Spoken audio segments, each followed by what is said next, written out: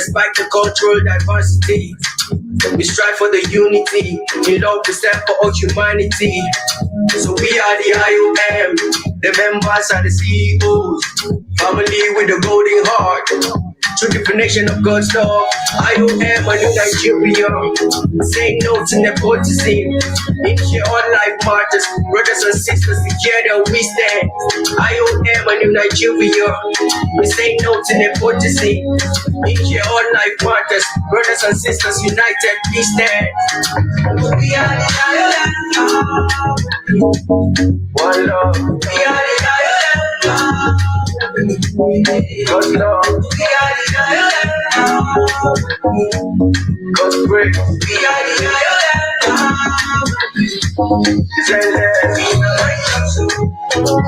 always on my mind and my destiny. Is my always on my mind and my destiny. We are educating and innovating. All of our programs carry all that you need. Be it social and economic wise, and when you join, you will know say all they are ahead. Yeah, the impact is evidence. Builders of peace, not violence. IOM, new generation, painting the image of being a better nation. We are educating and innovating.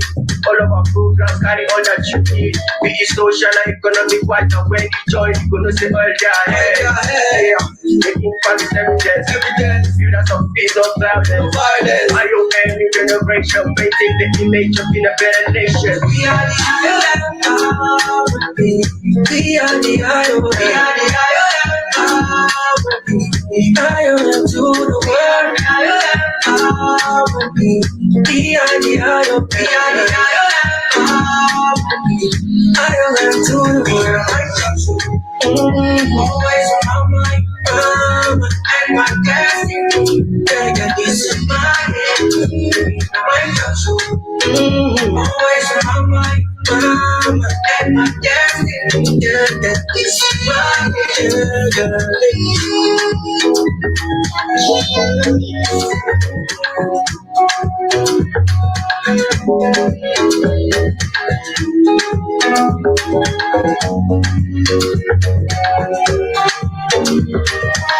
Wow. Yes. Indeed, we are Divine Ibekwe. Good evening. We are indeed the IOM family. Yes, we are. And oh, Solomon, my darling. Good evening, family. Good evening, Solomon. Adewale Temitope, how are you, my darling? Good evening, my sister. And Oni, my sweetest of all hearts. Good evening, Oni. And how are you preparing? I know you are going to give us a blast. Good evening, IOM family. Good evening. Oh, Abu, how are you? How is your husband? I hope you guys are good and your baby. It's been a long time we saw the family together. Good evening, my dear. And good evening, Talks, Los Angeles Rep. Yes, welcome to tonight's talk show. And on that note, I want to say good evening, IOM fan members. Good evening, each and every one of you.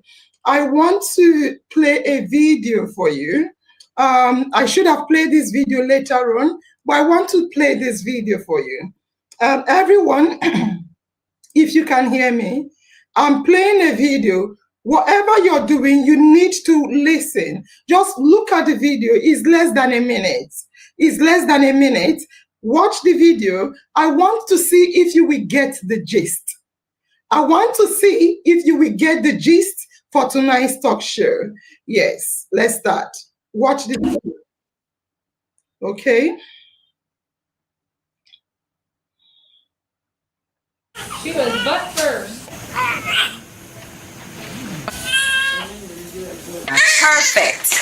Perfect. Yes. Oh, it's all okay to make you cry. Oh, look at him. Very good. 986. All right.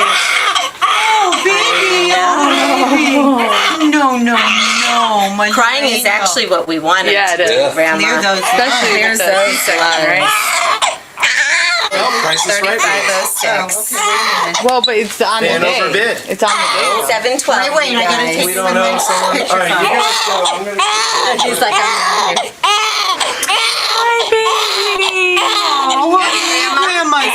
was here. Fantastic. I hope you got the gist. Let me see what the family are saying. Now who born? Angela, now you born. Oh yeah, start tagging your village people. Oh, Khadija Mohammed, you changed. I didn't know it was you. How are you, darling? Yes, I agree. So Khadija, as usual, said, oh yeah, start tagging your village people. Good evening, IOM Unshakable members. Welcome to tonight's show. Please do well to share. To share the live discussion on all your social media handle. And I want to add my voice to Khadija's. Please do share, because tonight's talk show is a very important one. Chai, my baby is crying. I'm still looking to see someone got the gist. I got the gist. What is the gist? Type the gist. A newborn baby is crying. True, but I want to see the gist. The crying is too much. I want to see the gist. I want circumcision. No, there was no circumcision. It's Oyibo people. Is this circumcision? No. I want to see the gist. Everyone, you're welcome. Can you tell me what I'm looking for? Who born baby again? A new baby. Cry. So I want to see the gist. Wow, this reminds of why I was in labor room last month. Wow, congratulations, Victoria, my darling. So I want to see the gist. I'll go to the end and see the beach. No, welcome to the world. Baby boy. Okay, what happened to the baby boy? What? Because they said baby boy on the video. Onyeka, Nurse Angel, look. Onyeka, thank you. The baby is crying. I want to see if there's a word or sentence I'm looking for. We wanna hear. No, you give it to me because I've read it disjointedly. I'm trying to get the gist. Me too. I see. A baby is born, most likely a male child. Of course,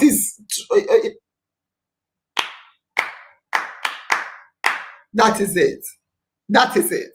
Men also cry, but it's more of a baby boy cries. Yeah. That is the gist.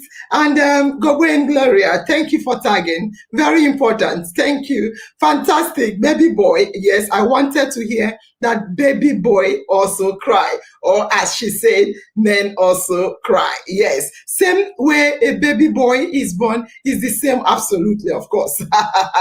Yes. So on that note, I want to say that the cry you heard is the baby boy's first language. I repeat, the cry is the baby's first language, but in this case, a baby boy's first language. The first sign that he's human. You see, the cry is telling you that I'm human, I am human, and it is welcomed. Listen, you see, no way. Did you hear from members? Quick question before we start. Did you hear somebody say, stop crying? You're a boy. Stop crying. Did you hear that? Did you hear some people around telling him to stop crying? Did you hear them say, stop crying? Did you? Awesome. A newborn is crying. No, a baby boy is crying. No, you did not. No, you did not. Not at all. Absolutely. Men do cry, of course. Yes. No, mama. All right. So if we did not hear anyone tell the baby, in fact, I'll tell you the truth. If this baby did not cry, he will be. They will shake him and hit him. They will really pat him until he cries, because that is expected of him. It was encouraged for him to cry. It was expected for him to cry. But somewhere along the way, somehow, we teach our boys to stop crying. They came out crying. The society tell them to stop crying. We tell him, real men don't cry. Parents and the society Teach the boy child, that real men don't cry. What do? We silence the voice. We silence the voice. And then we bury the man. We bury the man while he's still alive. And that is why tonight we are going to be discussing men's rights are human rights.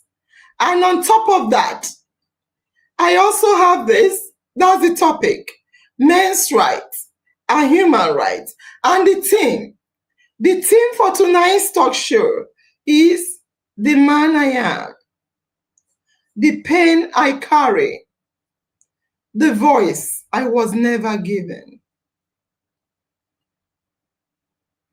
I repeat, the theme for tonight's talk show is the man I am, the pain I carry, and the voice I was never given. I want to start by telling you a story. This is indeed a real life story, and it's a painful one.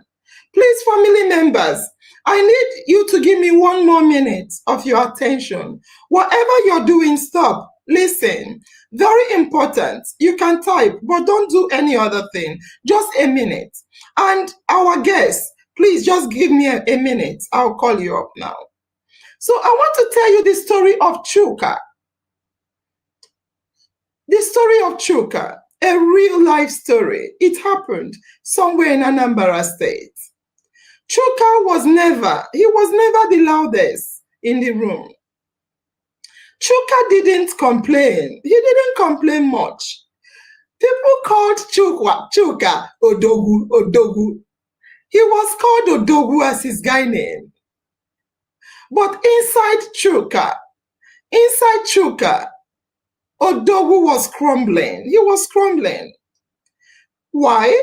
Because he once had it all. He once had a lot of money. That's why they call him Odogu. He once provided for his family with pride. He took his wife, Chioma, out regularly. He bought her gifts. He even bought her a car. He made sure that their children, had the best of the best. And Chioma looked very, very, anything she wanted, Odogu provided. And Chioma looked at him with admiration and love. But when the economy changed, his business crumbled. His business failed. It fell down flat. Everything changed. Chioma began to call him useless. Chioma wouldn't let him touch her. At night time, Chioma turned her back on him. Not because they were quarreling, but because he's no longer the Odogu she used to know. Chioma stopped including him in the meal during mealtime. He got nothing. I can't feed a poor man, Chioma said. You're supposed to feed your family, Chioma told Chuka. And again, Chioma said to Chuka, if I had known this is who you'd become, I would never have married you. Chioma told him this in front of their children. Chioma forgot the good old days. She forgot how hard he tried to keep her happy.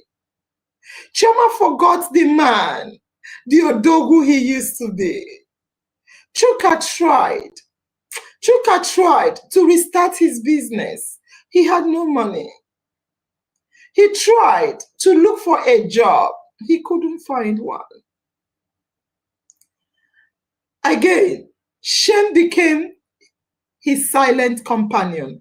I repeat, shame was Chuka's companion. He smiled in public. Chuka smiled in public, but inside he was broken. And no one asked how he was doing. Nobody asked. We know he didn't have a job. People expected him to still feed his family. They only reminded him he's a failure. He's not a real man. One morning, he dropped his children at school. You remember, he can't eat at home. They don't give him food at home. What did Chuka do? Chuka stopped at the roadside and he bought bread and egg at the junction. And later on, by late morning, before the school closed, Chuka was found hanging in his garage. He was found dead by hanging himself. He committed suicide. Chuka did commit suicide, and in his pocket was a note. The note read, I tried to be the man. I tried to be the man everybody wanted me to be. But no one asked me how I was feeling inside of me. I was dying slowly. I can't cope anymore. Farms, IOM farms, do you know that men are 3 times more likely to take their own lives than women? 3 times. Do you know, I saw this today when I was researching the topic, that mortality data in a Nigerian teaching hospital, it found that men are almost 60%. This is not a laughing matter. Men are about 58% ratio to die than female. Female are about 38 or 38% versus men that are almost 60%. This is for admitted patients. But do you know that? The rate of life expectancy, meaning men are most likely to die, especially married men, die faster than married women. In fact, research in the UK shows that single men live longer than married men. And in Nigeria, the ratio shows that men live 61 years of age, as against women that live up to 65, about 64 point something years of age. This is about 2020 estimates. What does this mean? What am I trying to say? I'm showing you that men live shorter lives on the average. This is similar globally. Google and search. Globally, this is similar. Even if the age range is higher, like up to 80 years of age because of development in the Western world. But men still die more faster than women. Women live longer than men on the average. The statistics is exposing a system. The statistics for men is showing a system in Nigeria and in the whole world, globally, where men suffer more. Men suffer more. Men die more. And yet, men are cared for less. How? A lot of support. A lot of support is out there for women, even if statistics shows that women live longer than men. I want to ask you this question again. I've asked you in my previous talk shows. The question is, have you ever, for members, I want to read your answer. Have you ever seen in Nigeria a ministry for men affairs? I know, of course, Ministry of Women Affairs. Have you ever in Nigeria seen a Ministry of Men Affairs? Say, but why is it so? True, women live longer than men. This topic is touching. Thank you, Victoria. Very bad. Have you seen a ministry? No, Solomon. No, I haven't. Men also need support. I of course. Have you seen? Okay. Have you seen? Not at all. Not at all. Chai.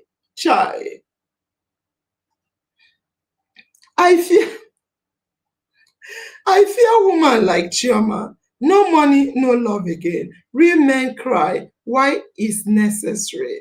I don't know what you mean by necessary. I've not seen anybody crying for the sake of crying. Men are going through a lot. I agree. And Faith Collins, responsibility, they wound responsible men. Again.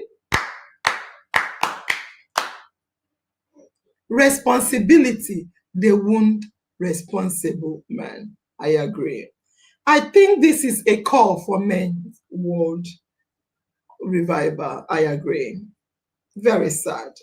So people are talking about Chioma. It's not just Chioma. You see, we see that men are cared for less. Men die more. Men are told not to cry. Men commit suicide 3 times more than women. Yet, we talk of equality. When we talk of equality, we look at women. When we talk of equality, we look at women. My question again today is equality a woman? I repeat, is equality a woman? We teach men to be silent, and then we judge them for breaking down. Chuka didn't cry. He didn't cry because real men don't cry. Chuka didn't talk. He didn't talk because men should man up. Man up, you're a man. Buckle up. Chuka didn't ask for help. He didn't ask for help because he didn't want to be mocked. They curse you. Look at him. Chuka didn't die because he was weak. I repeat, Chuka didn't commit suicide because he was weak. He died. He committed suicide because he was not allowed to cry.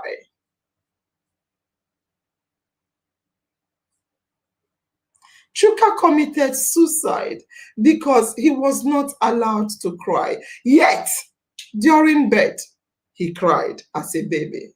On that note, I want to use this opportunity to introduce to you IOM Best. IOM Best. IOM that Professor. IOM Professor. Yes, this is IOM Professor. Good evening, Professor. We have really indeed missed you. And the family are so happy to have you. And I am also happy to have you. Professor, do you want to greet the fan members, please?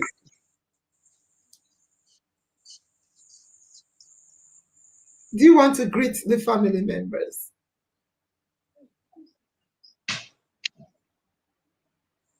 Professor, can you hear me? Yes, good evening. Good evening in our mind talk show. In our mind, always in my destiny is in my hand. Fantastic. Good evening, everyone. I'm humble. Thank you very much, Nurse Angel, sponsor, and everyone. Fantastic. Professor, we are talking about human and men's rights. Our topic today says men's rights are human rights. And the theme of tonight is the man I am, the pain I carry, the voice I was never given. Professor, I will allow you to make your own opening remark. We have our family members, 2 men on the stage, but they are going to be speaking without picture with the audio. We'll be asking them question, and I will expect you, Professor, to be responding to their question. So what do you have to say, Professor?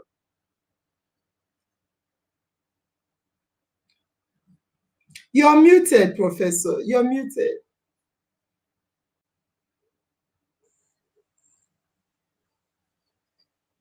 Thank you very much. In our mind, always in my mind. In honesty, I was very much far away from home, but I was so close to everyone because you're so dear to my heart. Each day that passes by, not hearing us angel's voice and not being able to interact on Sunday, I honestly feel your absence. I'm very sorry, and I'm glad I'm back home today. Again, in our mind, always in my mind. And let's not forget, our destinies are in our hands.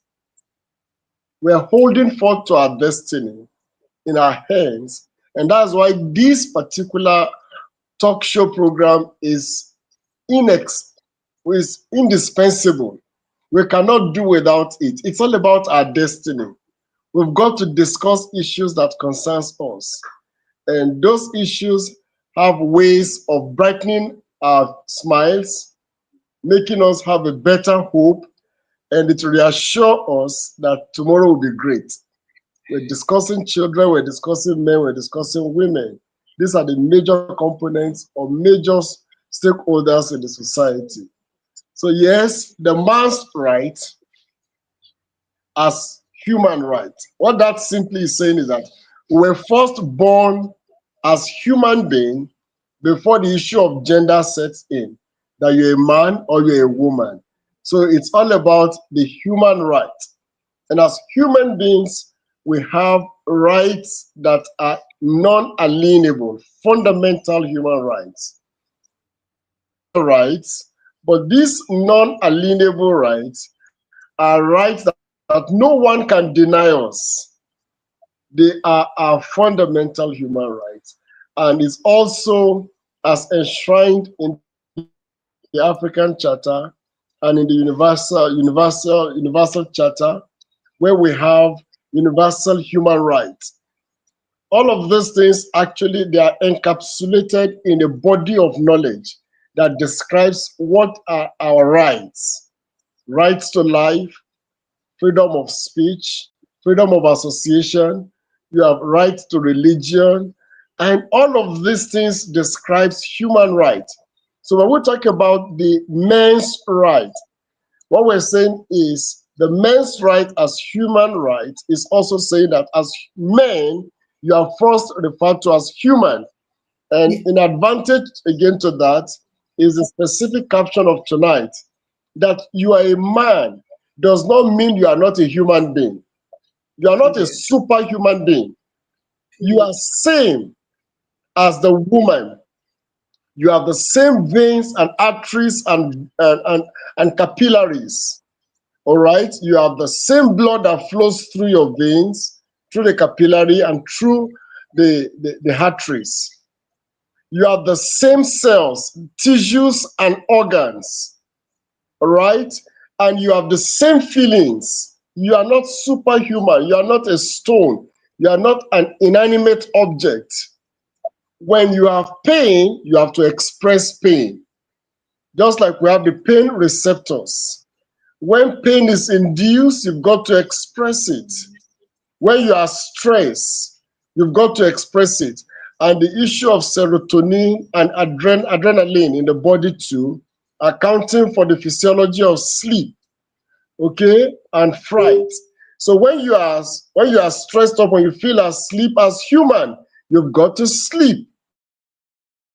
Tonight is at every point in time, if you have certain experiences as men, please express them just the way you have to express, your feeling for rest, for sleep, for hunger. In like manner, when there are pains, express them. Don't keep them. If you keep them up, it has no benefit for your body. Rather, it creates issues to contend with. Once again, in our mind, always in my mind, my destiny is in my hand. Nurse Angel, you're looking brighter today. Good evening once again. I'm looking brighter for you guys.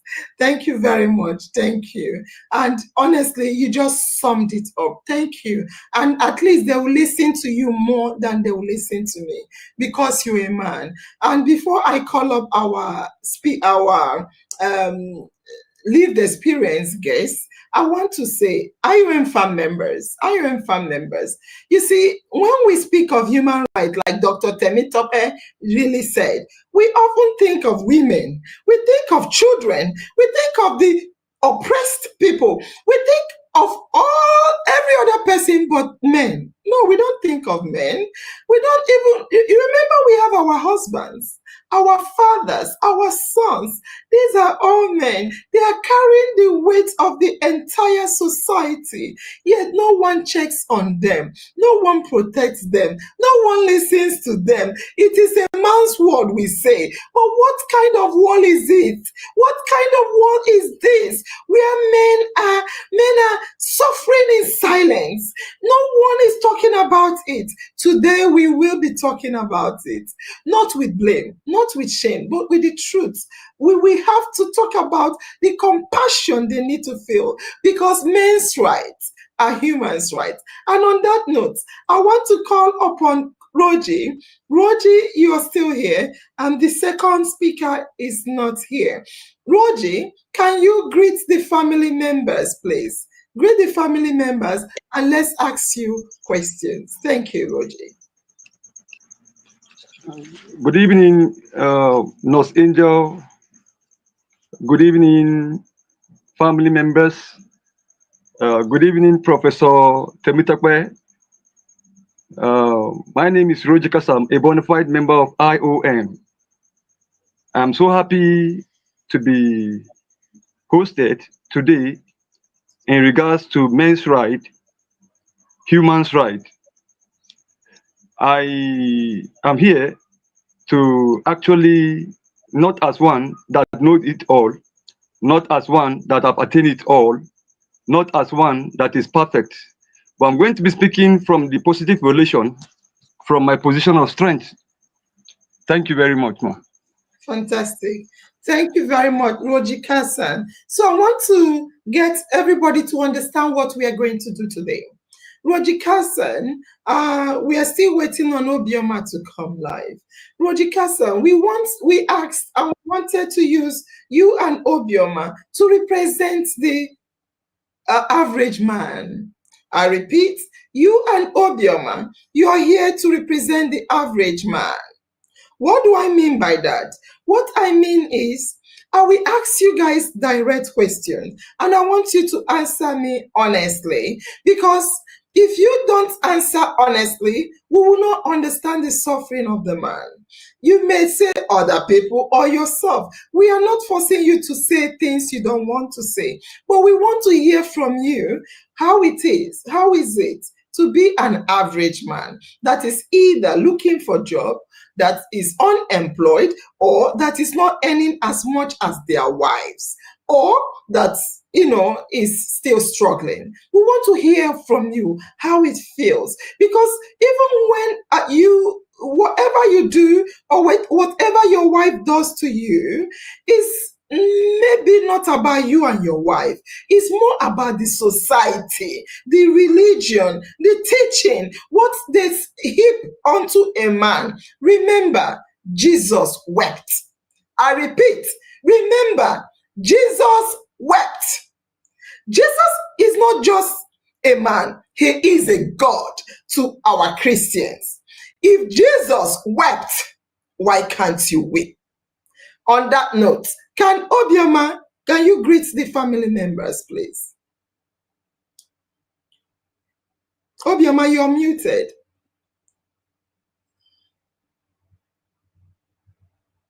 In our mind, it's always in my mind, and my destiny is in my own hands. Good evening, Nurse Angel. Good evening, Professor Temitope. Good evening, fam members. All right, thank you very much, Obioma. Jesus wept. I want to write this. Thank you very much, Obioma. So I want us to be honest. Today, we are seeking for honesty. If Jesus can weep, who are we not to weep? So I have some questions lined up for you. I will start with the first. The first question, who will I ask this question now? When you were growing up, let me ask Rogie. Rogie, when you were growing up, what were you taught it meant to be a man? What were you taught? What did people tell you it's the meaning of to be a man? Were you allowed to show your feelings or to show your vulnerability? Rogie.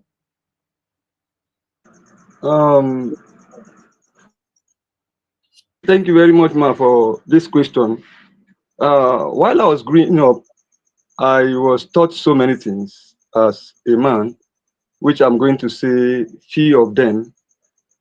While I was growing up, I was taught that a man is one that shoulder responsibility, whether directly or indirectly. Secondly, I was taught as a man, you must be serious with life because there are so many things that await you in the future.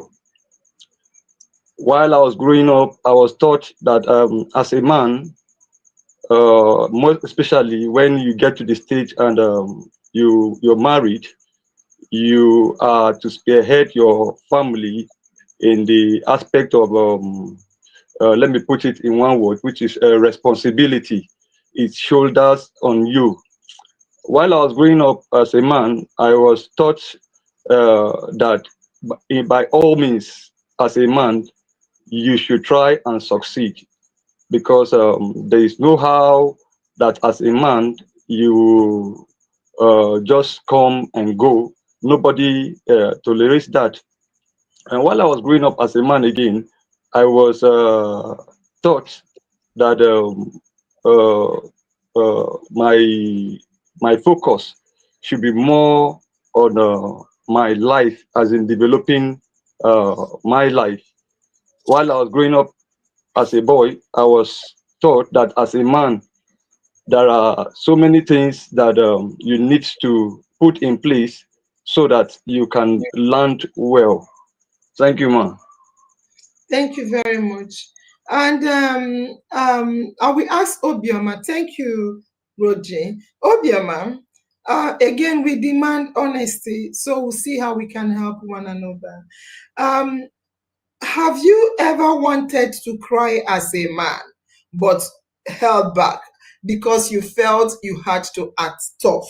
Obioma, have there been things that happened to you as a human, but you couldn't cry because you felt you had to be a strong man?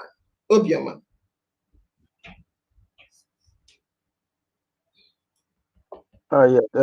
Thank you for that question, Ms. Nosenja. When growing up, I was taught that men don't cry. Understand? Men are supposed to be the warrior of their family and to be strong to face any challenges. So when I'm growing up, I always have that thought in my mind that I don't need to cry. I need to fight that situation. Thank you. Thank you. Professor Temitope, you heard both of them, and you are a man, so you can relate better than myself. Men are told, be strong, don't cry, buckle it up. The society will tell you, like he said, you're not accepted, you cannot be unsuccessful. And you saw the research. Okay, I don't know if you were here when I read out the research that men commit suicide 3 times more than women. What do you have to say regarding the training of boy children and the impact it has on men?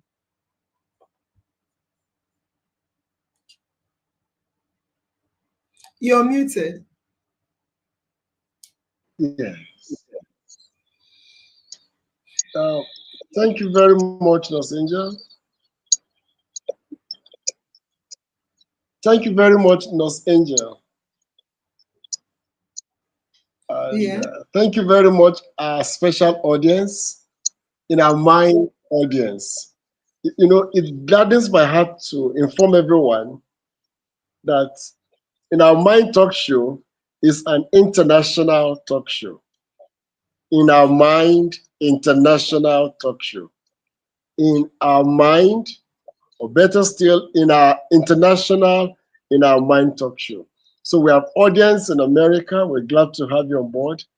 Audience in Europe, in Africa, in East of Africa, in West of Africa, in North of Africa, in the Central Africa. Please, we should understand this event, this program is for everyone. Please keep sharing it. Let the whole world know about In Our Mind Talk Show. Those of them in the continent of America, in South of America, those of them in Asia, everybody got to get connected. We need this knowledge. Knowledge solves our problems as humans.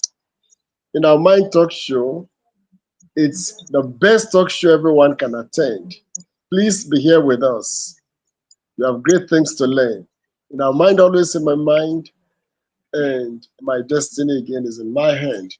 So the emphasis is we cannot deny certain facts that every creature, be it a man or a woman, we are creatures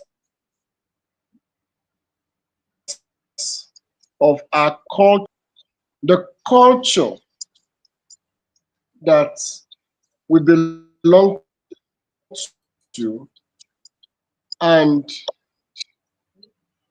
our religion influences, shapes our orientation, our perspectives, our worldviews. And in saying it another way, is like we are products of our culture and our religion. That is the kind of a thing we see. The environment we belong to influences our worldview and our orientation about life.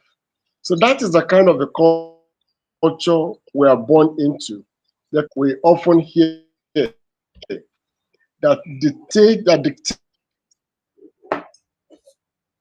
that defines, that describes the dimensions of men's world with over expectation.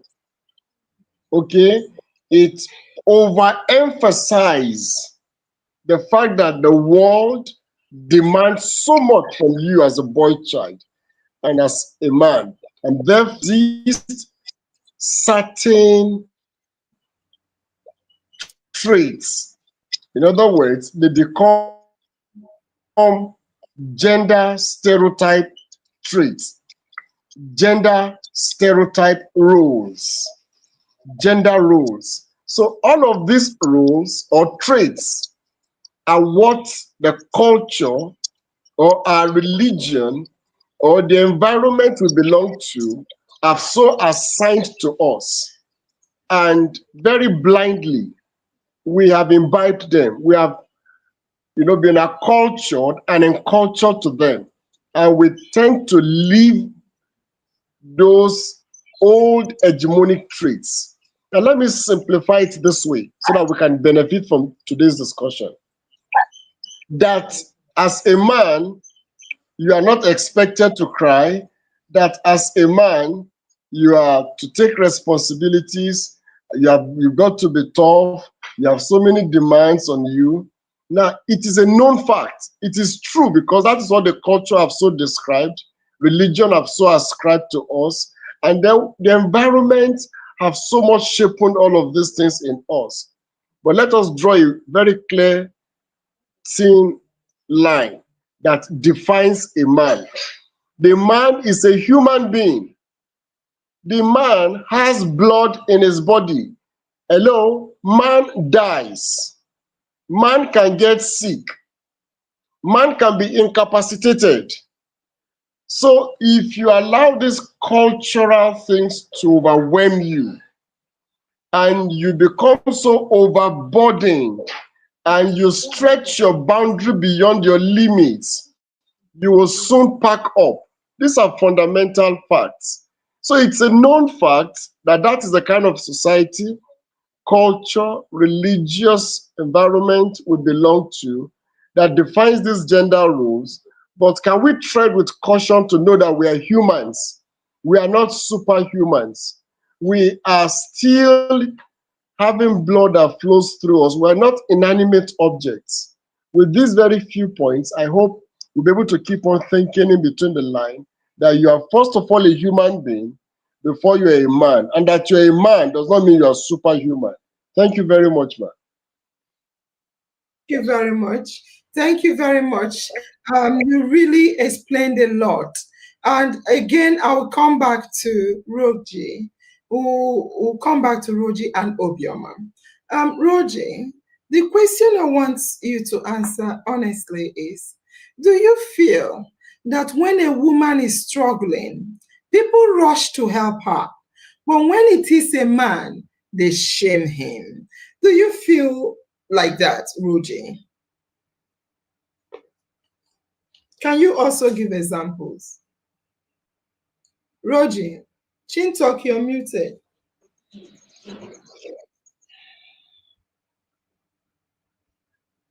You're muted.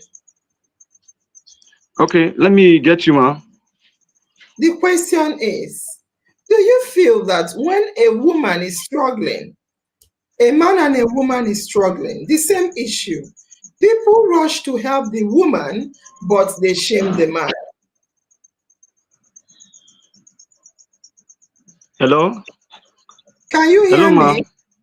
Can you hear me? Please ask me the question again because network is disturbing. Let me get the question.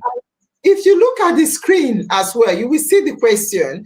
The question is, when a man and a woman have the same issue, do you think that people help the woman and shame the man? Thank you very much, ma, for this. Okay, answer. Thank you very much, ma, for this question.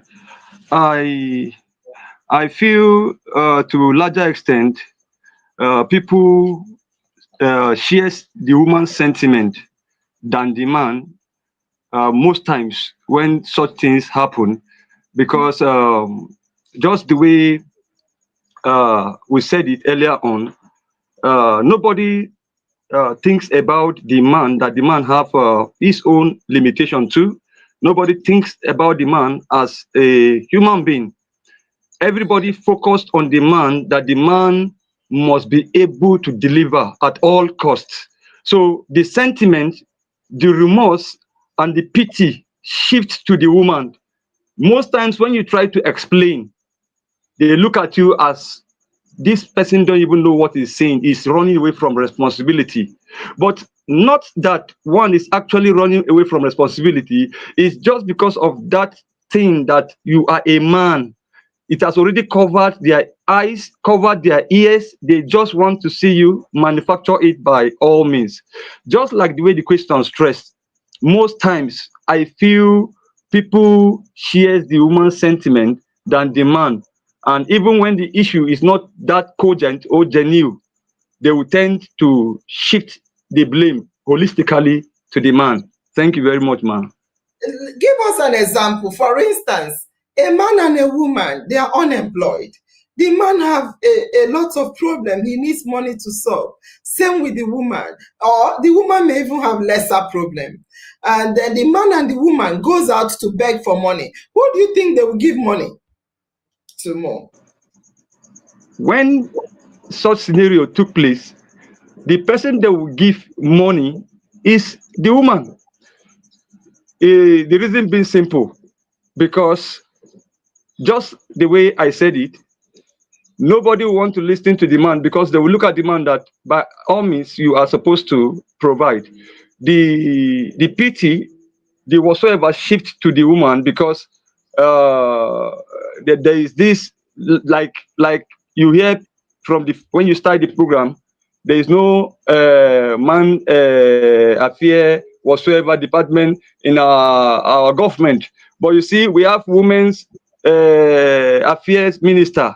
We don't have man affairs minister, meaning that the man can actually stand for himself. So they will give the woman. That is the truth. Thank you. Thank you, ma'am. Thank you. And Obioma, you can thank you, Chin Talk, for muting. Obioma, the question for you is this: when you see women's empowerment everywhere, empower women for this education, even if men drop out from school, empower women for businesses, even if men are jobless. Do you wonder where is the support for men? Do you wonder that? And how does that make you feel?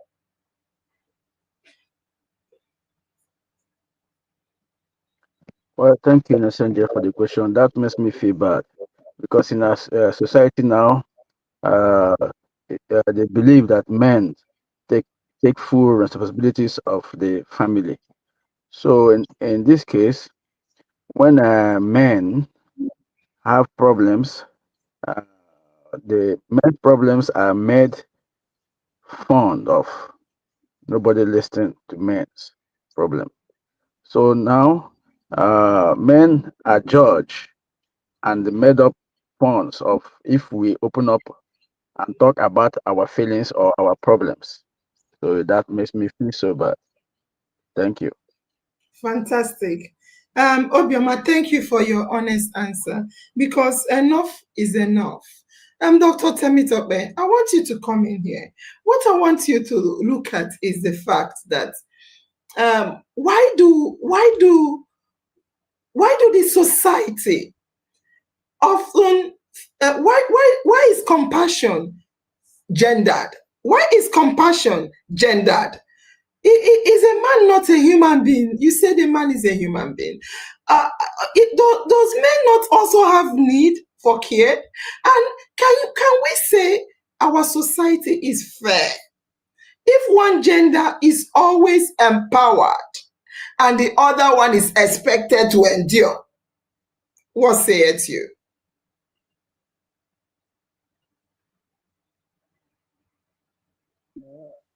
Thank you very much, Los Angeles.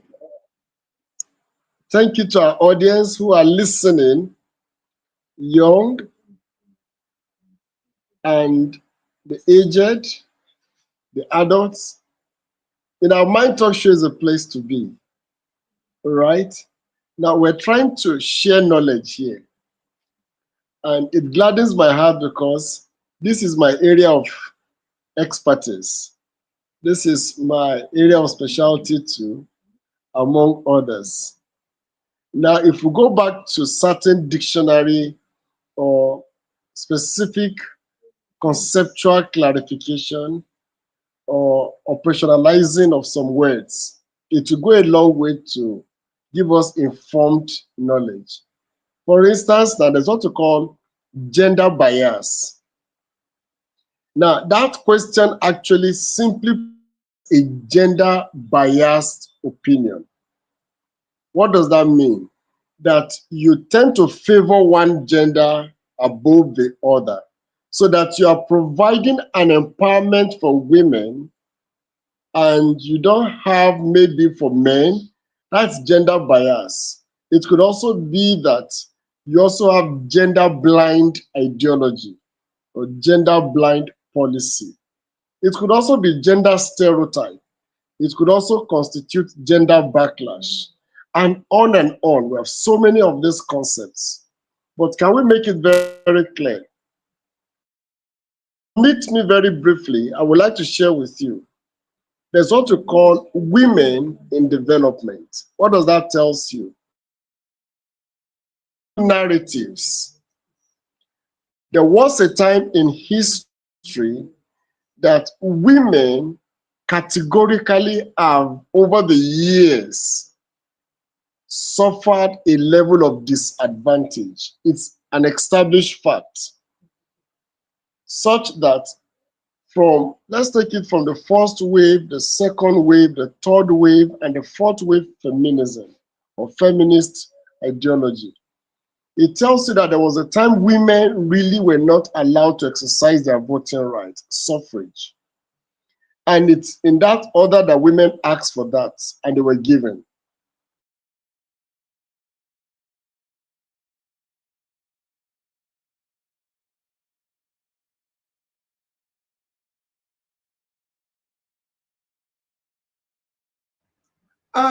I think his network is not friendly at all. I may need to call him directly so we can do this smoothly. We don't have time for network failures. Or I can ask let me call him directly. Yeah, so let me try and call him directly. On that note, farm members, I want you to know that I'm going to read your comments as well and throw the questions to the audience and to Dr. Temitope. I'll read your comments and throw the questions you're asking. I can see a lot of questions on the comment. I will throw it to Dr. Temitope.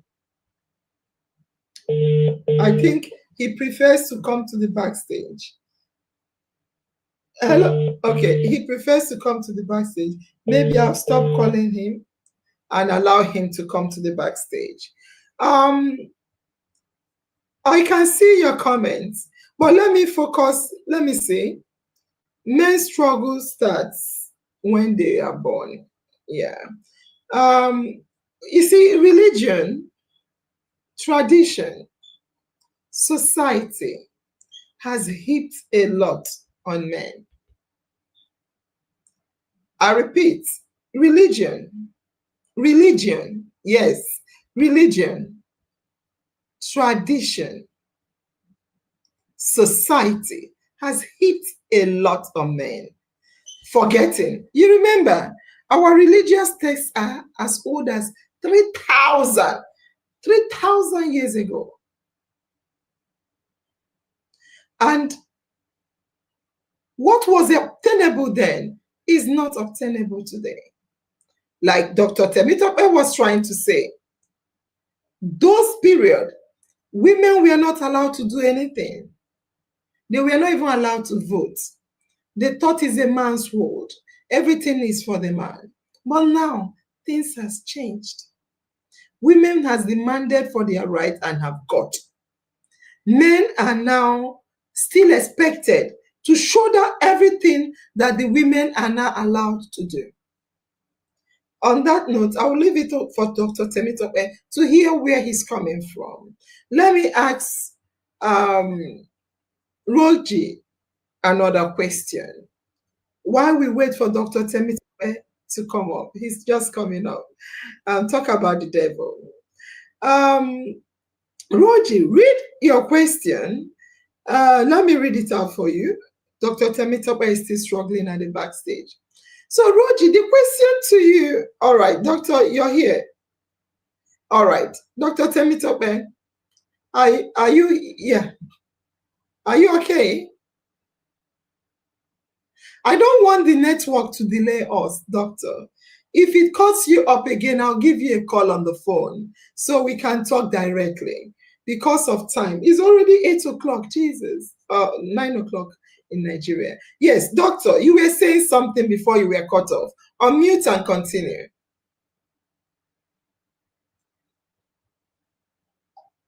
I think his network is still bad. Okay. Let me ask Roji, let me ask you the next question while we wait for Dr. Temitope.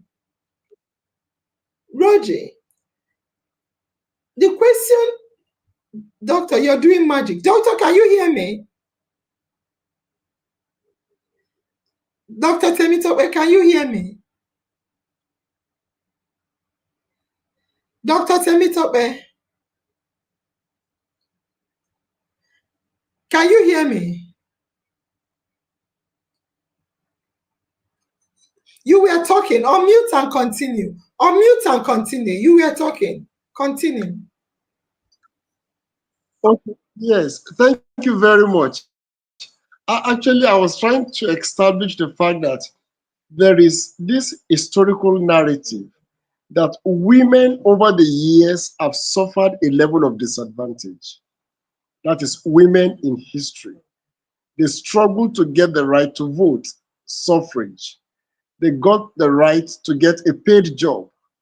All right. So it is in an attempt to balance this gender inequality or gender disequilibrium that we begin to argue for gender mainstreaming.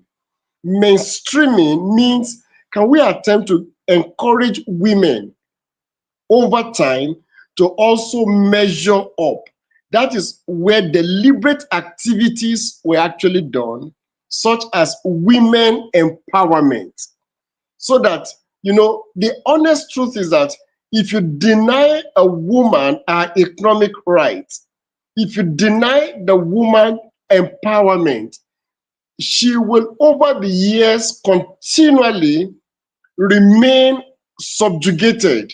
She will continually remain the second-class citizen that the culture so defined them to be.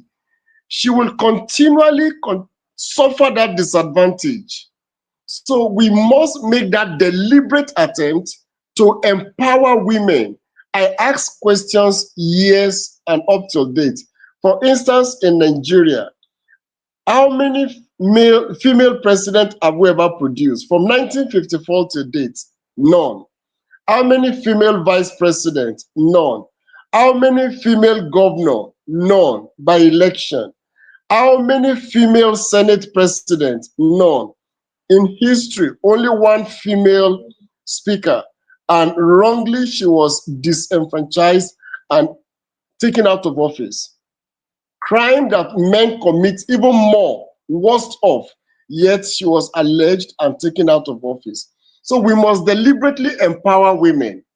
And the essence of doing that is to ensure that we balance that disequilibrium. Now, that does not negate the fact that in instances where men also have suffered a level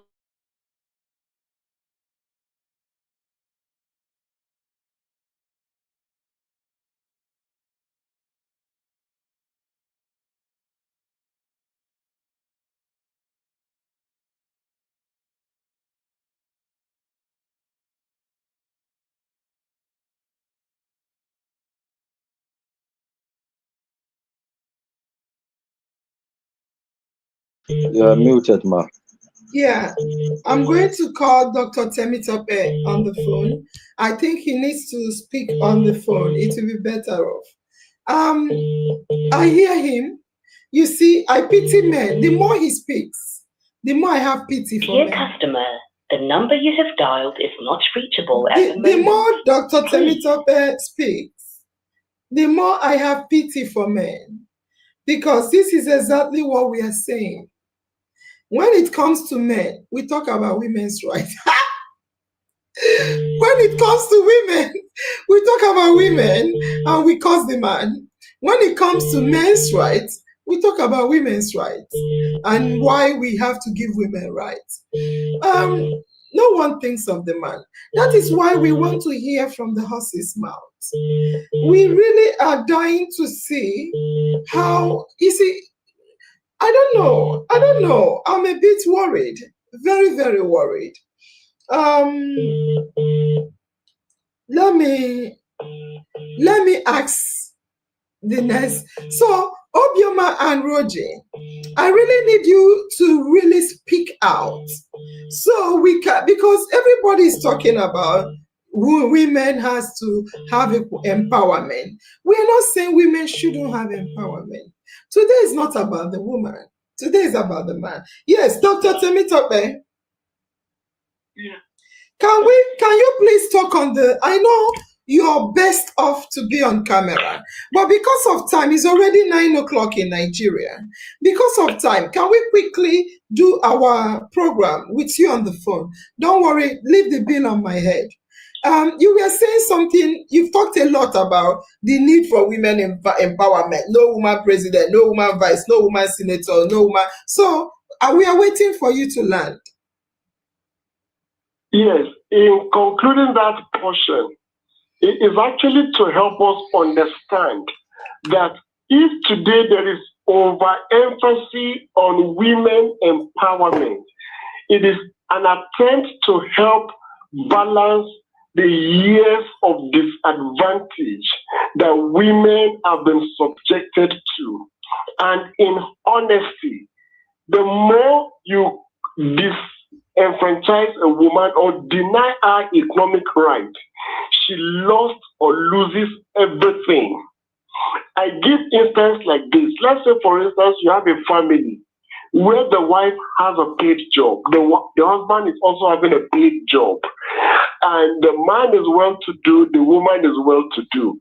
Honestly, the man will refer to the woman as Oni, as my love, my sugar. And in such instances, the both will help each other. But in the instance where the woman is always depending on the man, because she does not have economic right, because she is not empowered, honestly, the man naturally will brutally treat the woman. Very rarely will the man call him or call her Oni or my sweetheart. He will call her by her name.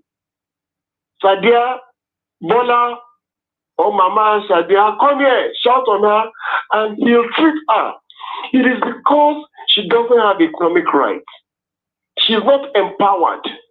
So if we want to liberate the woman, if you want the woman to enjoy independency, you want to help the woman overcome years of subjugation, we must deliberately empower the woman.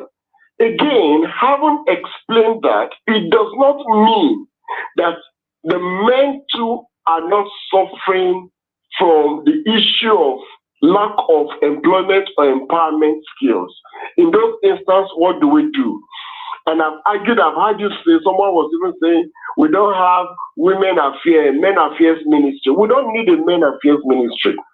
We don't need women affairs ministry. We need gender equity ministry, gender equality ministry, gender ministry, and that it should be domiciled in the presidency, where the man and the woman is given equal treatment. I'll give specifics. If the president is a man, the vice must be a woman. If the governor is a woman, the vice should be a man. It is in doing this, we will definitely attain that level of gender equity, gender equilibrium, gender equality, and we will also attain the level of empowerment for women. Listen to what Winnie Mandela said. Nothing about us without us. It has happened in the Nigerian parliament where women issue was brought to the table and they jettisoned it, they throw it away. Why? What is the population or the percentage of women in the parliament? Very negligible. Therefore, there is no voice for the women. So today we're talking about 35% affirmative action. We're talking about special seats for women in Nigeria. It is a way to further acknowledge that women are second-class citizens, that women are nobody, they are mere properties. It is their fundamental human right. It is not something that they should negotiate or they are not. It's not a gift. It is their right. They should be given better and equal care in Nigeria. Thank you, ma'am. Dr. Temitope, today's topic is men's rights are human rights. And it's trying to say the man I am, the pen I carry, the voice I was never given. All through the years, like you rightly stated, I heard you. I'm a woman. I hear you. I relate with what you're saying. Women have always, like, whatever I'm doing today is by fight. I fight to get to where I am because of the societal expectation of a woman. But today is not about the woman. And this is an example, a typical example of what we are talking about, the flight of the man. You have rightly stated that women empowerment is absolutely important. Yes, no one came here today to say women empowerment is not important. You talked about women president, no woman president, no woman vice, no woman senator, no woman governor elected, and we are not here to say otherwise. But today, I will tell you something, Dr. Temitope. In IOM, we talk about the girl, we talk about the mother, we talk about the single woman, we talk about the woman, we talk about female, we talk about a lot for the woman, and rightly so. Unapologetically so. But out of the whole year, we just brought out today only to talk about the man. But we're talking about the woman. When will a man get a voice? When will a man get a voice? No one came today to say a woman should not be given anything. No. Today is about the man, the struggles of the man, the sufferings of the man. Let me say this to you. Even whilst we have a male president, male senator, male governors, male chairman, and male everything, this is the elite men. These are the men that are up in the hierarchy. There are ordinary men. And I made it clear at the beginning, there are ordinary men in this society. There are men that are earning lesser than women. There are men that are unemployed. There are men that are suffering. There are men that their wives are richer than them. If you look at the statistics given, percentage of men that commit suicide is 3 times more than women, because the men are not allowed to cry. At the beginning, we played a video of a newborn baby boy crying. Nobody told him not to cry. But right now we tell men, buckle up. The Bible said, the Quran said, the tradition said, the society said, the government said, and the family said, you are the man. What about the suffering men? So on that note, I want to ask the men questions, and I want you to listen to it so we'll know where we can help them. Roji Kassan, I want you to answer this question if you can. Has your value in the home changed depending on whether you had a job or not? If you don't want to talk about your personal story, you can talk about an average man. Have your value at home, Roji, changed depending on whether you had a job or not? Thank you. Yeah, thank you very much, ma'am. No, Dr. Temitope, I'm asking the guests.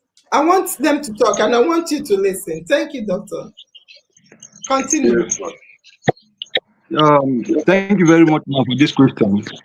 I think if to get it straight and to write on the vision and the mission of IOM, just as we've been doing and we'll keep doing, it will be very important I use myself as an example rather than shifting it to the society, because the IOM, most of the things we discuss here, they are real.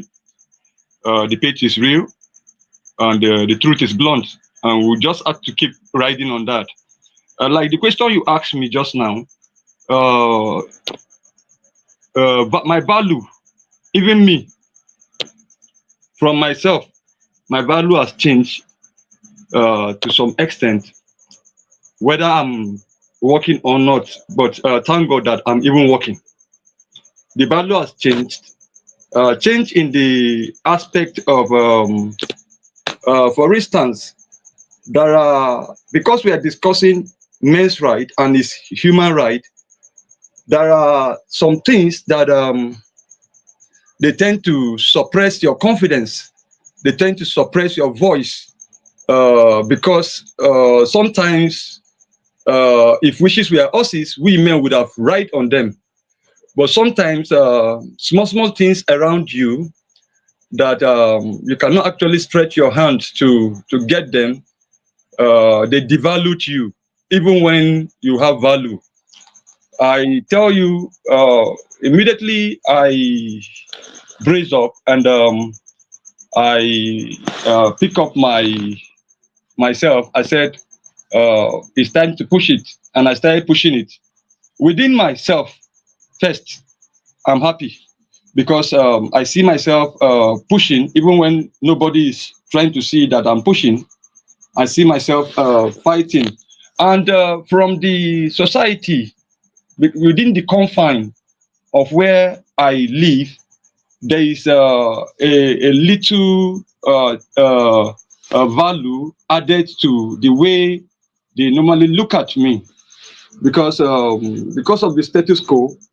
Different names will be given to you, and sometimes you cannot actually navigate. Sometimes you just have to cry, just like the same men don't cry. Me, I used to cry because I cried not because I want to cry, but sometimes some things will make Do you. you cry in public or do you cry privately? I cry privately. Fantastic. Because When we say men are not allowed to cry, of course you can faint privately. We mean you're not allowed to cry publicly. Is that correct or not? Yes, it's correct. Continue. So the value has shifted because The value I. have changed. What do you mean the value have shifted and the value have changed? What do you mean?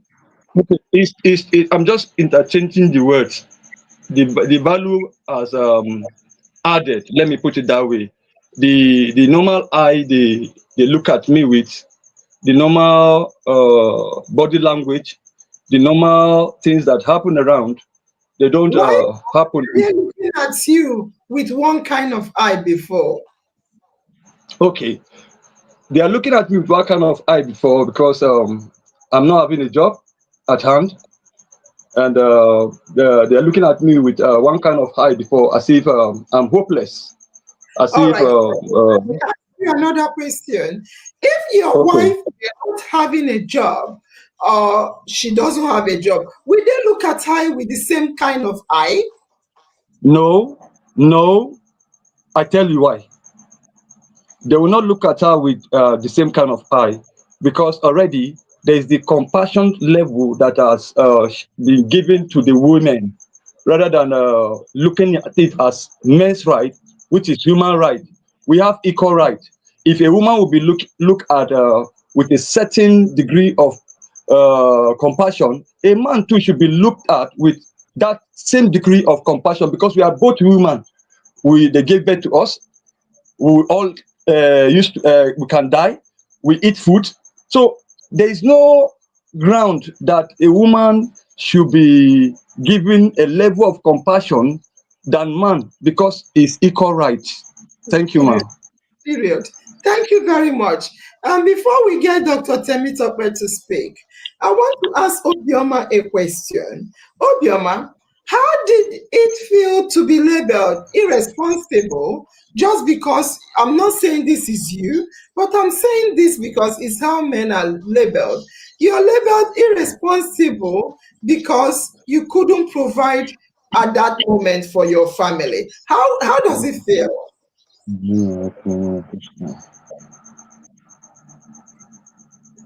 Chintalk, mute. Obioma, unmute. Obioma.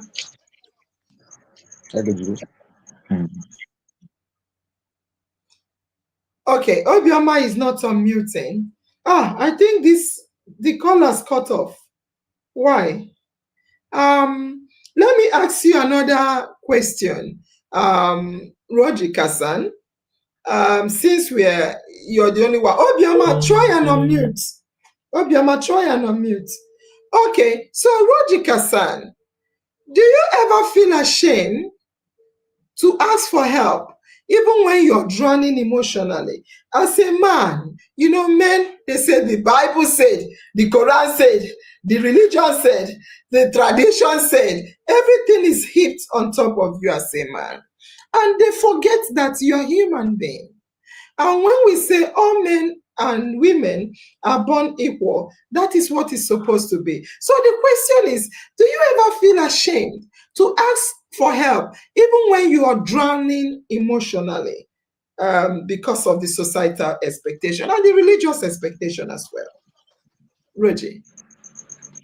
Yes, thank you very much, Ma.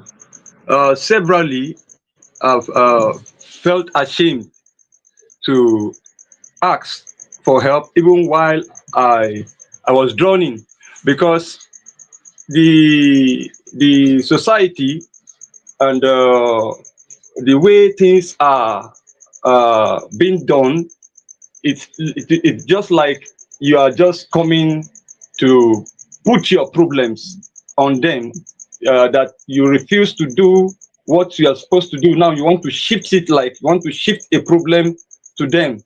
Aside that, I feel ashamed most times because here, I don't know how it works over there, but here they will call you names that you don't even deserve simply because you are a man.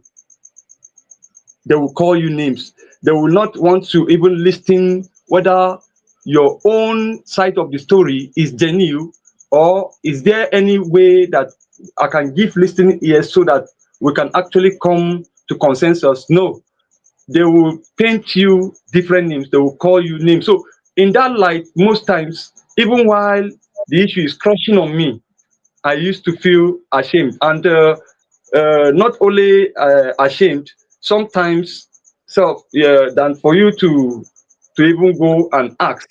I rather sit down with it to navigate. Thank you, ma'am. Do you think that is what? Okay, let me ask a question to Dr. Temitope. Dr. Temitope, today I reminded you once again that our topic for tonight is men's rights and human rights. But most times we find it difficult to sympathize with men. And you told us a lot of reason why we should empower women.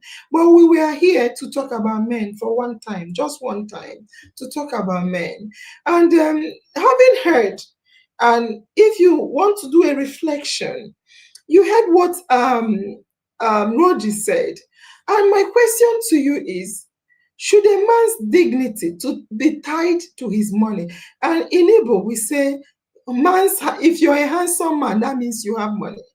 What message are we sending out to the society? And why are men called failures when money runs low, but women are encouraged to rest? You're a woman, don't worry. Women are encouraged and supported if they don't have money.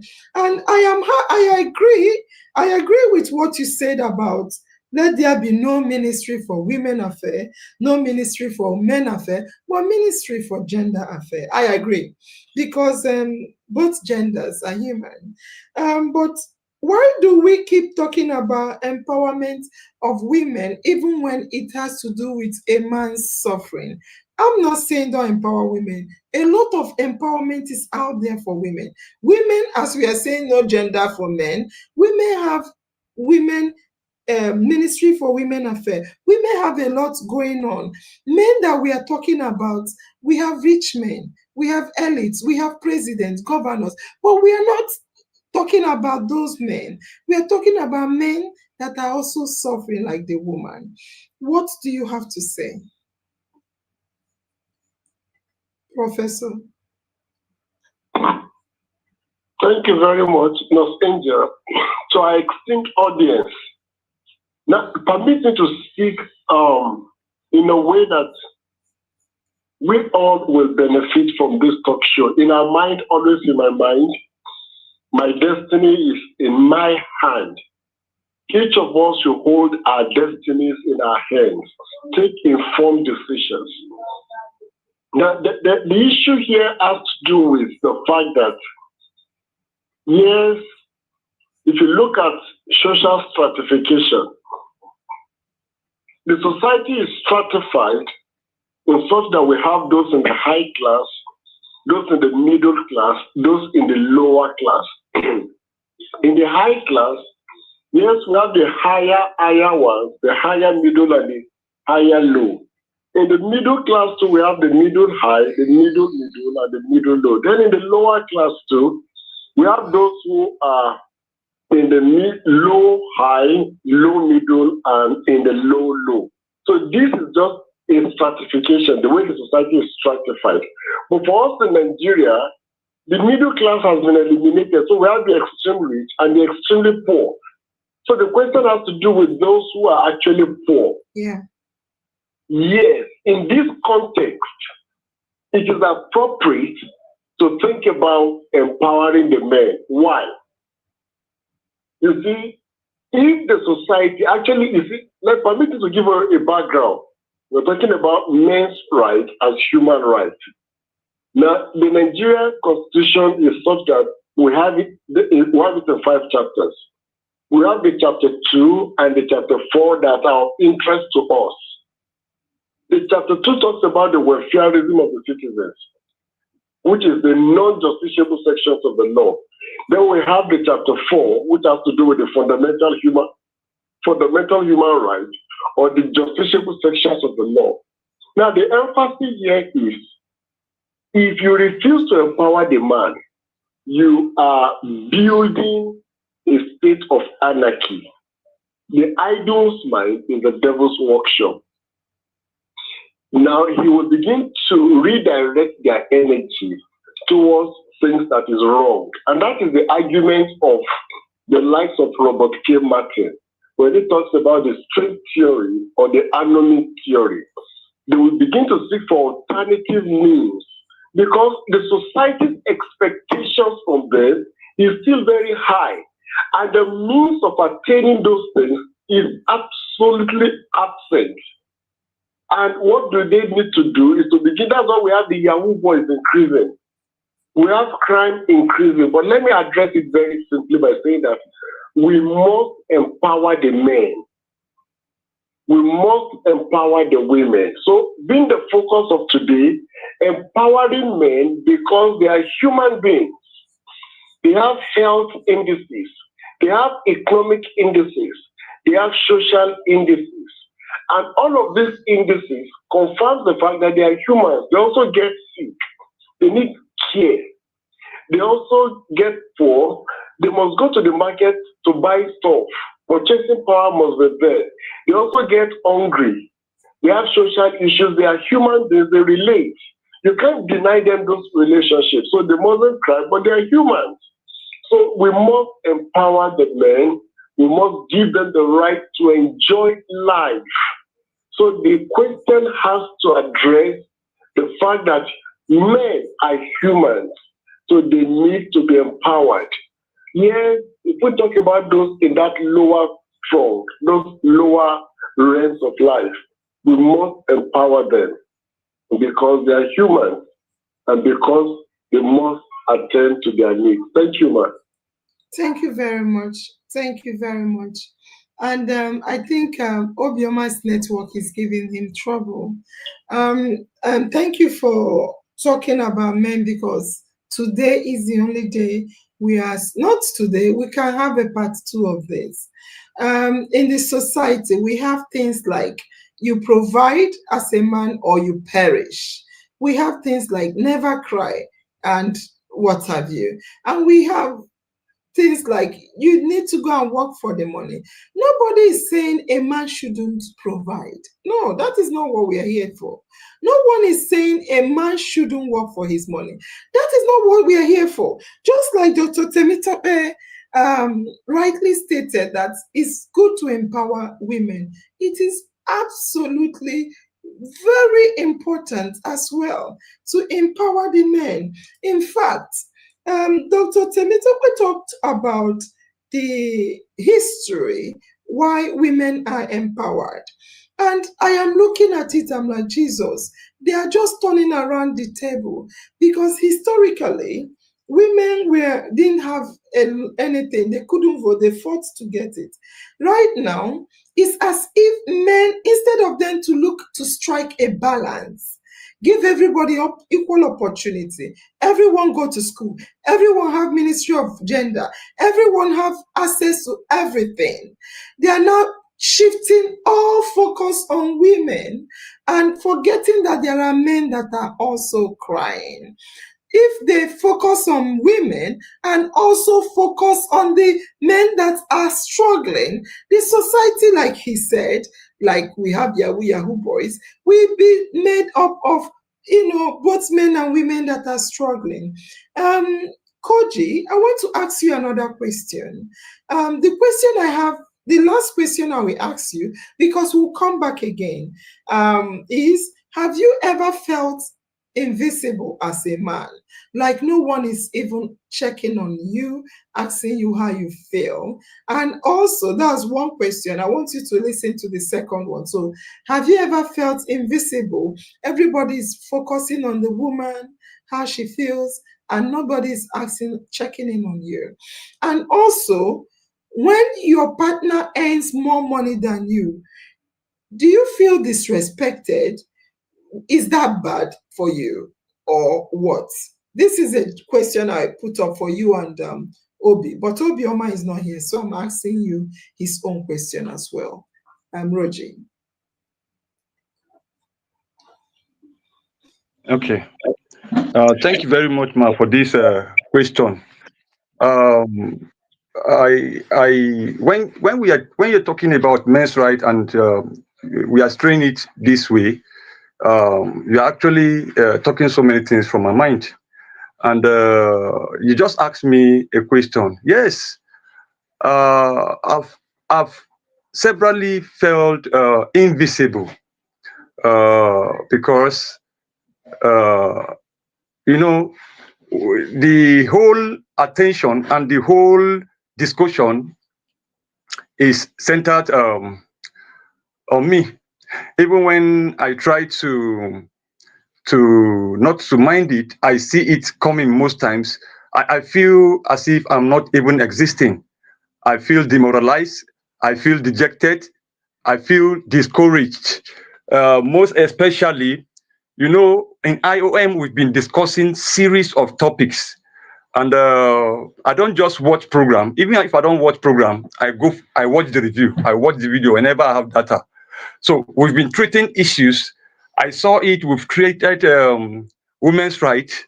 We've treated marriage. We've treated girl child. We've treated issues.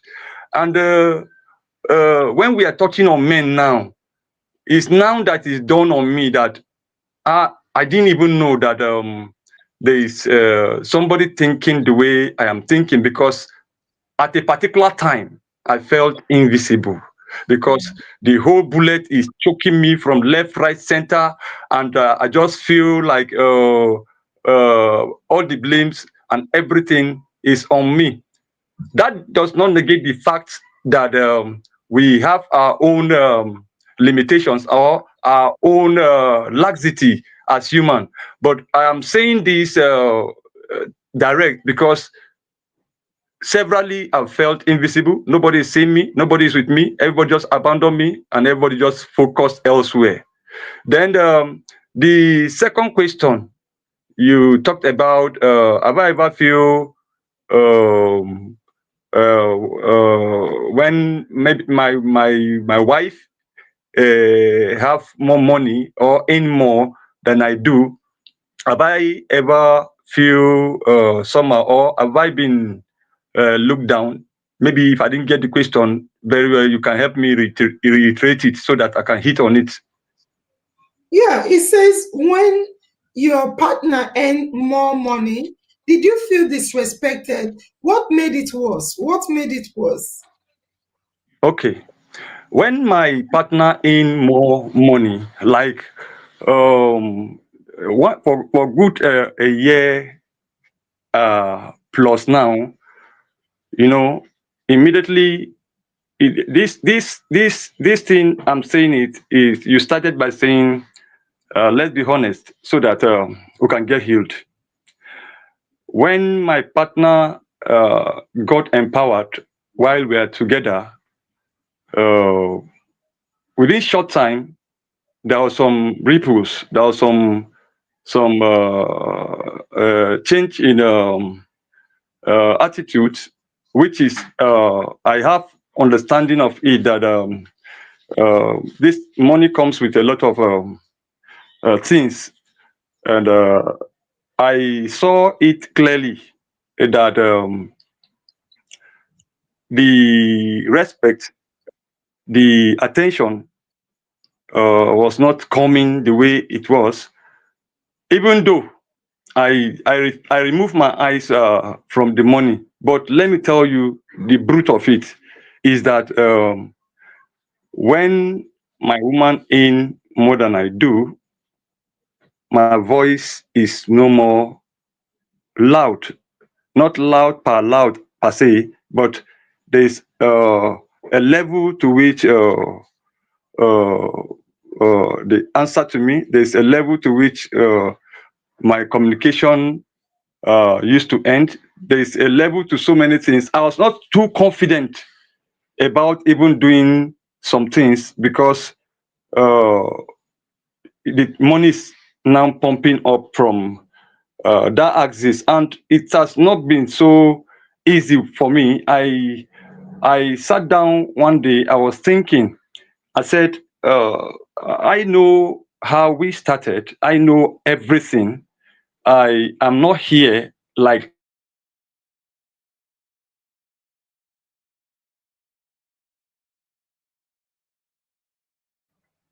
I think his network is cut off. Are you still there? All right. So, Dr. Temitope, I think that is because we've been talking a lot. I want to say something. I'm reading a lot. Okay, go on. Go on. I I know how we started. I know how we've come through. I was not just here like this. There are issues that happened to bringing me to this very level. I think very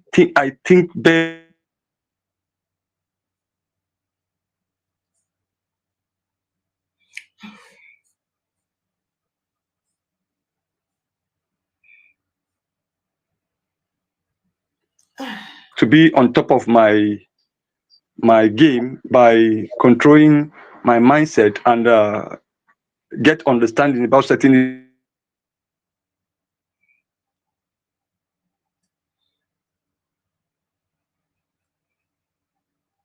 being and being we are having equal rights. Thank you, ma. Yeah, most of what you said got cut off, but you're coming back again. So Okay. we hear. Okay, go on. You Okay. said So I you said don't. Yeah, go on. Go on. I said it has not been easy for me. It has reduced my impulse in communication, effective communication, because I am not bringing much to the table, and my woman is bringing much to the table. There is a level of there is a shift from the respect angle of it, and there is another thing that it's look like I don't want to go.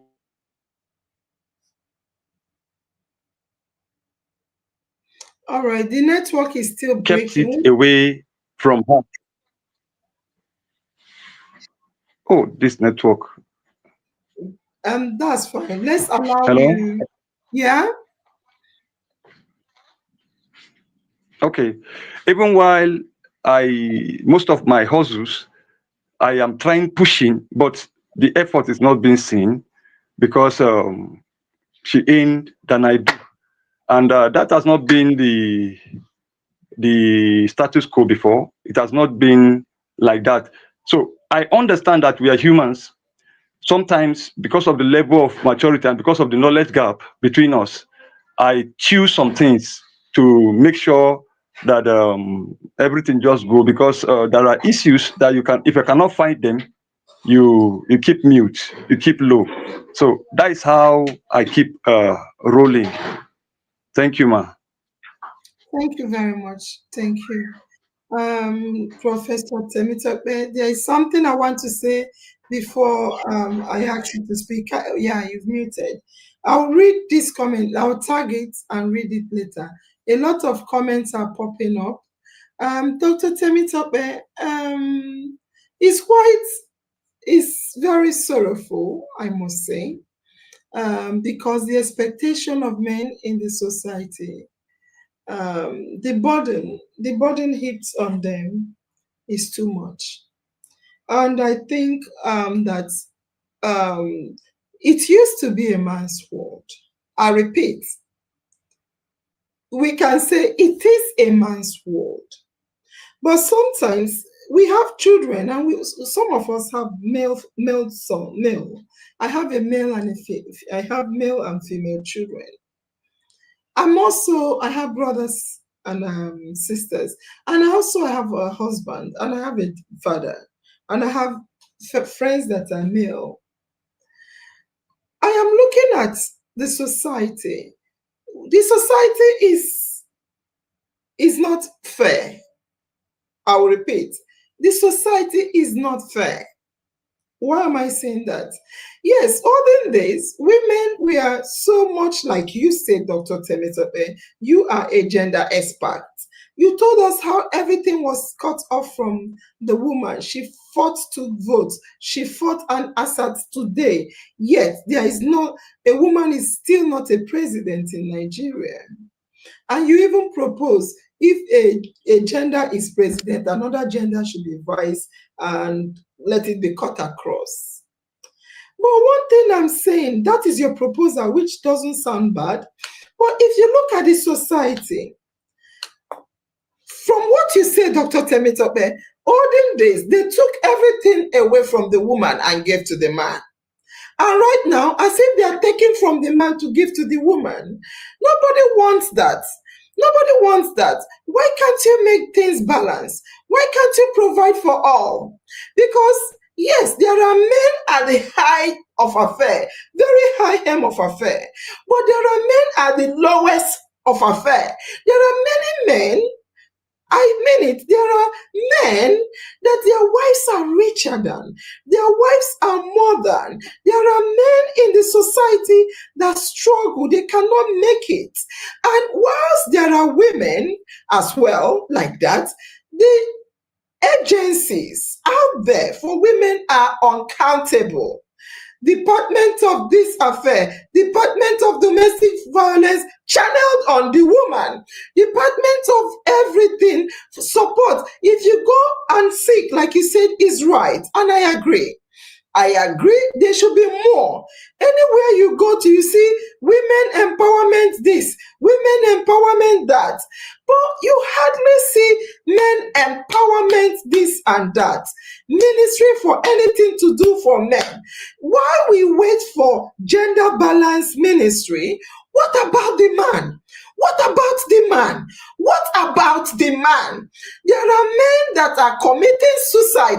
This is not number. This is human being. The story of Choka that I told today is not made up. It's real. A lot of husbands at home, they lose voice because they are not working. And it's not because they lose voice that they are going to commit suicide. It's because of the society.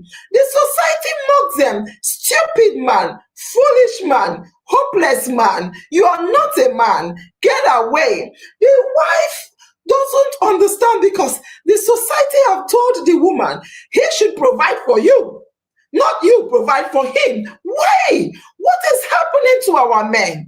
What is happening? Why is it history? Why society? Why is religion? Why is tradition doing the same mistake? I see people quoting the Bible said. What did the Bible say? The Bible that said it. And they say, is the Bible aware of the number of suicide the men have committed? More, 3 times. So if 4 people die, 1 is a woman, 3 are men by suicide. That Bible you're quoting, are they saying what is causing the men? The Bible that said, are they saying what is causing the men? Is the Bible that said, the man, I don't know what I don't even want to know what the Bible said. Can they say that real men, human beings, are dying because of the things that are heaped on them? Can they say that? And women, we don't even mind because we've been trained that the men should take care of us. So therefore, if you don't have money, go and die. Provide or perish. Choose one. Provide or perish. The man is hustling. He's under the rain. He's scared to go home. And if a man cannot provide for his wife, the next thing he gets is the back. Nobody wants to talk to you. The woman does not want to give you anything. They won't even want to do anything for you. They look at you as an infidel. What is happening to the society? Where are we quoting scriptures written 3,000 years ago? When women were not working, when men were almost, is the man that even is a patriotic society at the time. Nowadays, women have been empowered. Women are coming up. They are not yet there. But there are men going down. Women are coming up. Men are going down. And men are low. What do we do for this men? How can women stop saying that the man is supposed, the man have to, what about when the woman has no job? I asked, if a woman has no job, does the society harass and curse her the way they do to the man when the man has no job? What is the society becoming? Are we now changing the table around to suffer the men and bless the women? Why can't we do it equilibrium, equity, equitably equal? We have male children. Do we want our male children to be among the number of statistics of suicide because the country, the economy is bad? Look at Nigeria. Nigeria is going down the drain. Look at even the currency. Look at the employment. Look at no work. Work is so not much. And men and women are struggling. The society is favoring women almost in certain jobs more than men. What do we do for men? Why are we saying the man is supposed to, he has to do this? If not, he gets nothing. But if the woman has no job, she gets supported. We give her money. If the man has no job, why are you not having job? Get out, go and die, go and die, go and quench. That is your business. Enough is enough. I am honestly, anytime we are talking of men, we say, what about the women? In fact, we always talk about women. We don't even talk about men. The little time we have to talk about men, all hell is set loose. They say men are the cause. Men are bad. Women are like men. We are human beings. We make mistakes. But you shouldn't use that to punish the men over just because they are men.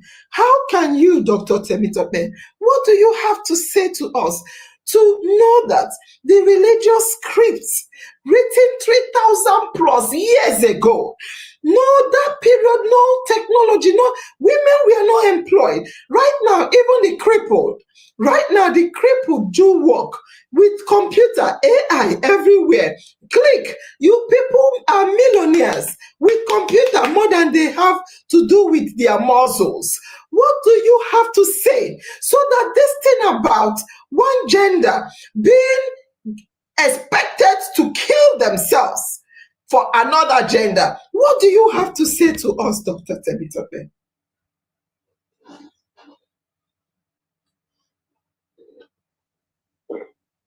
Thank you very much, Los Angel. To our esteemed, most celebrated audience, thank you all very much. In our mind, always in my mind, my destiny is in my hands. Honestly, this is a valid argument. This argument, in honesty, should be a discussion at every forum and fora globally, because it cuts across all culture. But let me first say this before I give my explanations. Do we know today in Nigeria, if we continue in this trend, it will take the women the next 40 years to measure up to the standard that the men have occupied. And we cannot also deny the fact that we have certain religious and cultural entrenched practices that is still in existence, that is denying, that will continually limit women from being economically empowered and from attaining certain positions in life. But that is aside. Let's now talk about the reality of today that affects the men. Number one, we need cultural and religious reorientation. Cultural and religious reorientation. We must begin to, I've said this in one of our discussions before, we must deconstruct certain dictions, words, vocabulary that is against the survival of the man. We must begin to reconstruct words that are very healthy for men's survival. It is true, men also are suffering. Men also are not empowered. They are also disenfranchised. They are economically at disadvantaged positions. Such men, we must show empathy beyond sympathy. Yes, there are statistics that more men are committing suicide. So what do we need to do? We must have societal empathy for these men. We must empathize with them. We must feel their pains and pulsations. We must be honest in managing their issues. I wish I had the time. I would have want to provide us with a knowledge-based discussion using the Maslow's theory that talks about the psychological as well as the physiological needs of the humans. There are basic needs that also men also need. At the top of the pyramid, I need to share some knowledge, but there isn't time. But let me say this. For such men that are today suffering, that do not have economic rights or economic power, we must show empathy. We must begin to have an education that focuses on these men, such that in our educational system, we must introduce knowledge-based solutions in the curriculum, whereby we begin to teach that men also are human beings. Men also cry. Men also get sick. Men also have basic needs. And we must also provide in the curriculum how to address such needs of such men. We must show that empathy, whereby when those needs are seen, it is not for us to relegate them, dehumanize them, and suddenly create an unhealthy, competitive world for them, such that they rather think of committing suicide or taking their lives instead of facing their challenges. So, for me, please, men are humans. Can we begin to educate the society? Can we begin to have a cultural reorientation, a religious reorientation, a workplace reorientation? We must increase vocational skills in the educational system. For men, let them get more vocation.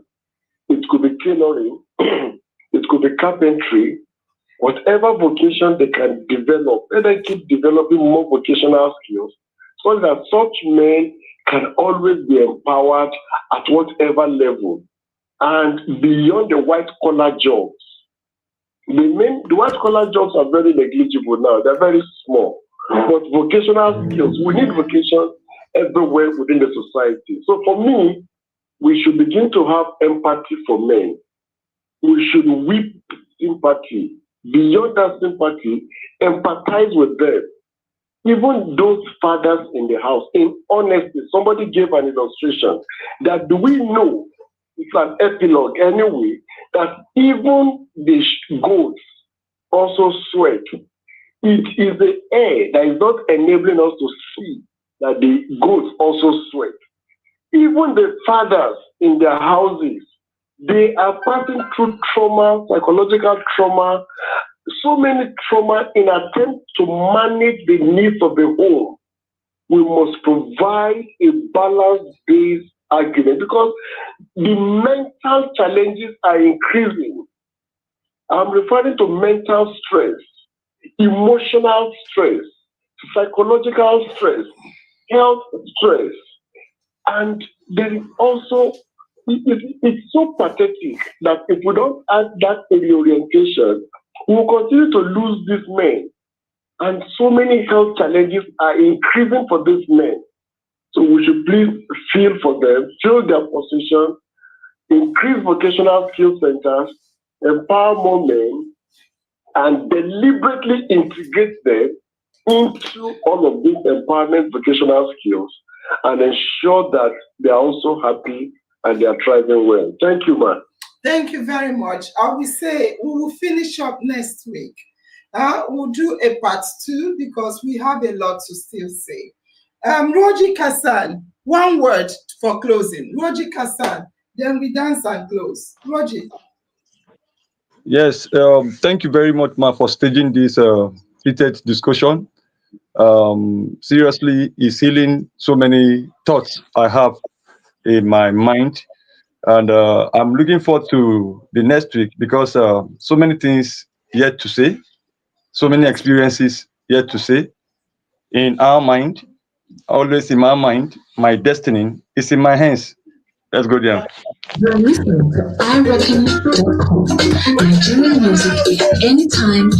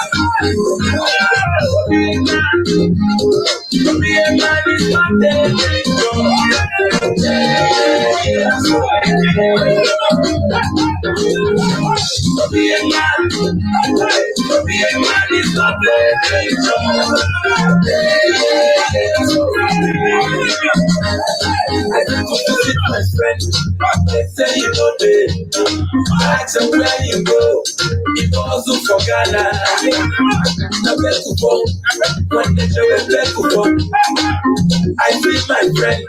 I will not go let go. I will see you. When they get this and they make it. I see my son, Mia. I don't tell you. I'm coming call. I don't come inside. Look at this man. Look at this man. Look at this man. Oh, you want to get there? I'm gonna go. It's never happened here. But just then we love you. I want a guy in China. I want a guy in America. I want a man in London. It's ready. Walk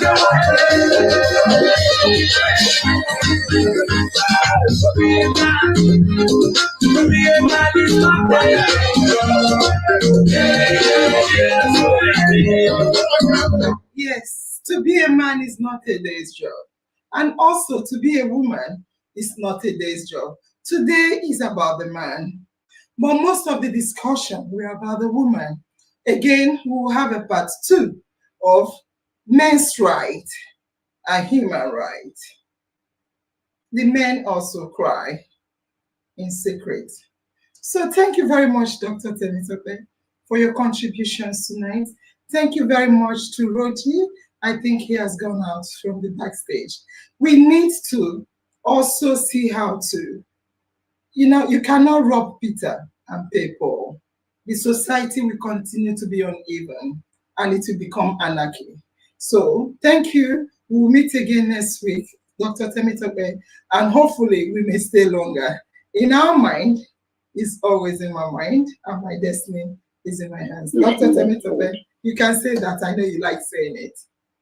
Honestly, in our mind, always in my mind, my destiny is in my hand. Thank you so much. I appreciate for calling, ma. Thank you. Bye-bye, sir. Thank you. Bye, ma. Bye-bye.